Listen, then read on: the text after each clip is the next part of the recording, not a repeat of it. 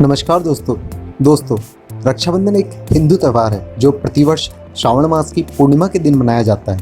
सावन में मनाए जाने के कारण इसे श्रावणी या सावनी भी कहते हैं। दोस्तों, रक्षाबंधन में राखी या रक्षा सूत्र का सबसे अधिक महत्व है।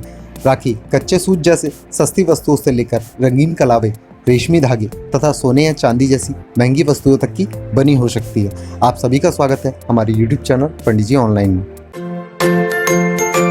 सब्सक्राइब करें पंडित जी ऑनलाइन चैनल को और घंटी बजाना ना भूलें नई वीडियोस देखने के लिए। दोस्तों, राखी समानता बहनें भाई को ही बांधती है, परंतु ब्राह्मणों, गुरुओं और परिवार में छोटी लड़कियों द्वारा सम्मानित संबंधियों जैसे पुत्री द्वारा पिता को भी बांधी जाती है। कभी कभी सार्वजनिक रूप से किसी नेता या प्रतिष्ठित व्यक्ति को भी राखी बांधी जाती है।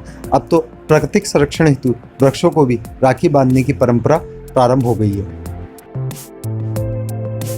दोस्तों, हिंदू धर्म के सभी धार्मिक अनुष्ठानों में रक्षा सूत्र बांधते समय कर्मकांडी पंडित या आचार्य संस्कृत में एक श्लोक का उच्चारण करते हैं। इसमें रक्षाबंधन का संबंध राजा बलि से स्पष्ट रूप से दृष्टिगोचर होता है। भविष्य पुराण के अनुसार इंद्राणी द्वारा निर्मित रक्षा सूत्र को देवगुरु बृहस्पति ने इंद्र के हाथों बांधते हुए निम्नलिखित स्वस्ति वाचन किया था।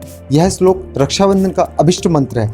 इसको आप भी रक्षा सूत्र राखी बांधते समय प्रयोग कर सकते हैं। येन भद्रो बली राजा दान इंद्रो महाबला तेन त्वामपि बदनामी रक्षे माचल माचल।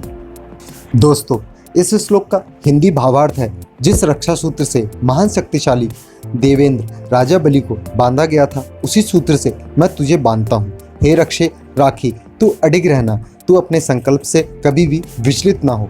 दोस्तों, प्रातः स्नान से निवृत्त होकर लड़कियां और महिलाएं पूजा की थाली सजाती हैं। थाली में राखी के साथ रोलियां, हल्दी, चावल, दीपक, मिठाइयां और कुछ पैसे होते हैं। लड़के और पुरुष तैयार होकर टीका करवाने के लिए पूजा या किसी उपस्थित स्थान पर बैठते हैं। इसके बाद पहले अभिष्ट देवता की पूजा की जाती है। इसके बाद रोलियां, हल्दी से भाई का टीका करके चावल को टीके पर लगाया जाता है और सिर पर छिड़का जाता है। उसकी आरती उतारी जाती है। दाहिनी कलाई पर राखी बांधी जाती है और पैसे से निछावर करके उन्हें गरीबों में बांट दिया जाता है। दोस्तों, महाभारत में भी इस बात का उल्लेख है कि जब ज्येष्ठ पांडव युधिष्ठिर ने भगवान कृष्ण से पूछा कि मैं सभी संकटों को कैसे पार कर सकता हूँ, तब भगवान कृष्ण ने उनकी तथा उनकी सेना की रक्षा के लिए राखी का त्यौहार मनाने की सलाह दी।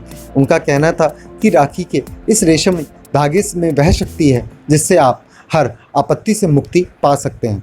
महाभारत के समय द्रौपदी द्वारा कृष्ण को तथा कुंती द्वारा अभिमन्यु को राखी बांधने के कई उल्लेख मिलते हैं। दोस्तों, महाभारत में ही रक्षाबंधन से संबंधित कृष्ण और द्रौपदी का एक और वर्णन मिलता है। जब कृष्ण ने सुदर्शन चक्र से शिशुपाल का वध किया, तब उनकी त्रिजाइनी उंगली में चोट आ गई। द्रौपदी ने उस समय अपनी साड़ी फाड़कर उनकी उंगली पर पट्टी बांध दी। यह श्रावण मास की पूर्णिमा का दिन था। कृष्ण ने इस उपकार का बदला बाद में चीरहरण के समय उनकी साड़ी को बढ़ाकर चुकाया।